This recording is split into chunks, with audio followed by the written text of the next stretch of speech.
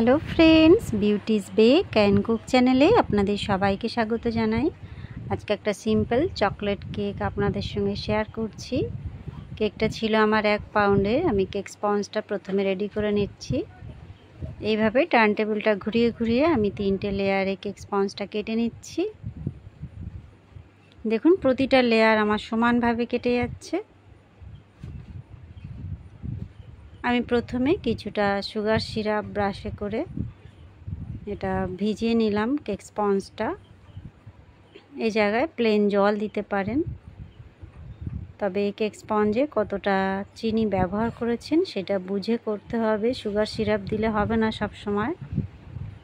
Cake স্পঞ্জের চিনিটা বুঝে তারপর সুগার সিরাপটা ইউজ করাই ভালো, নচেত খুব বেশি মিষ্টি হয়ে যাবে। এখানে আমি হুইপ ক্রিম দিয়েছি, তার সঙ্গে কিছুটা গানাশ মিক্সড করে চারিপাশে স্প্রেড করে দিয়েছি। এখন আমি কিছুটা চকো চিপস দিচ্ছি। এই চকো চিপসের জন্য কেকের টেস্ট অনেক বেশি ভালো লাগে, তবে যদি না থাকে সেক্ষেত্রে কিছুটা চকলেট কুচিয়ে ছড়িয়ে দিলেও খেতে ভালো লাগবে, কিংবা গানাশের পরিমাণটা একটু বাড়িয়ে দিলেও ভালো লাগবে খেতে। এখানে আমি সেকেন্ড লেয়ারের উপরে একইভাবে ক্রিম আর চকলেট গানাশ দুটো মিক্সড করে সেটা স্প্রেড করে দিচ্ছি। এইভাবে যদি কেকের উপরে মিক্সড করতে অসুবিধা হয়, আলাদা পাত্রে ক্রিম আর গানাশ মিক্সড করে নিয়েও ব্যবহার করতে পারেন, কিংবা ক্রিমটা আগে স্প্রেড করে নিলেন, তারপরে গানাশটা দিয়ে আলাদা করে স্প্রেড করলেও চলবে। যেটা ভালো হবে, যেটা আপনার পক্ষে সুবিধা হবে সেই প্রসেসটাই ফলো করবেন। আমি এটা প্রথমে ক্রাম কোট করছি।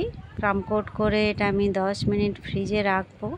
সবসময় এই কাজটা আমি করি। এতে কি হয়, কেকের ফিনিশিংটা ভালো হয়, কেকের ক্রামগুলো আর উপরের দিকে উঠে আসে না ফাইনালাইজিংয়ের সময়।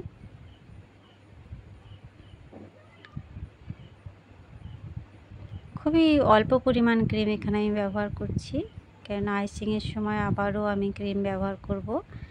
এই পার্টটা আমি স্কিপ করে গেছি, সেই জন্য আমি দুঃখিত। ফাইনালাইজিংটা আমি করে 2 ঘন্টা ফ্রিজে রেখেছিলাম। এখানে আমি এবার চকলেট গানাশ দিচ্ছি। সাইডে আগে ড্রিপ দিয়ে নিচ্ছি।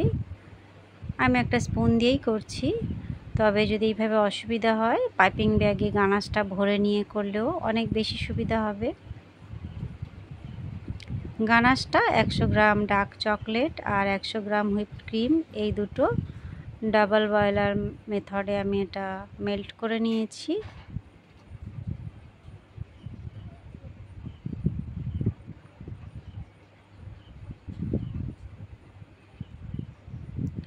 আমি অল্প পরিমাণেরই গানাশ দিলাম, খুব বেশি দিইনি। আমি নিচে স্প্রেড করতে চাই না, ড্রিপটা ওই জন্য আমি আগে দিয়ে নিয়েছি।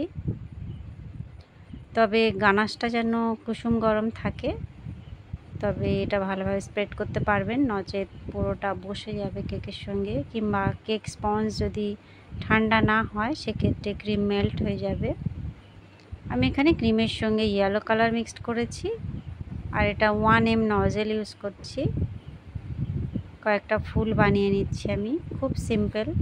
যারা একদম নতুন তাদের জন্য ব্যাপারটা খুব ইজি হয়ে যাবে। আর এই যে ছোট ছোট চকলেট, এগুলো মোল্ডে আমি বানিয়েছি। চকলেটটা জাস্ট মেল্ট করতে হবে, কোনো রকম ক্রিম দিলে চলবে না। আর এরকম মোল্ড পাওয়া যায়, সেই মোল্ডে দিয়ে 2-3 মিনিট ফ্রিজে রাখলেই এটা সেট হয়ে যায়। আমি মাঝখানে নামটা লিখে নিচ্ছি। এটা আমি ক্রিম দিয়েই লিখলাম।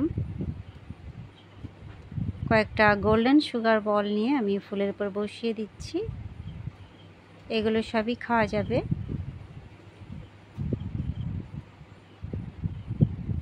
ব্যাস, কেকটা আমার কমপ্লিট। কয়েকটা সুগার বল আমি উপরেও দিয়ে দিচ্ছি যাতে আর একটু দেখতে ভালো লাগে।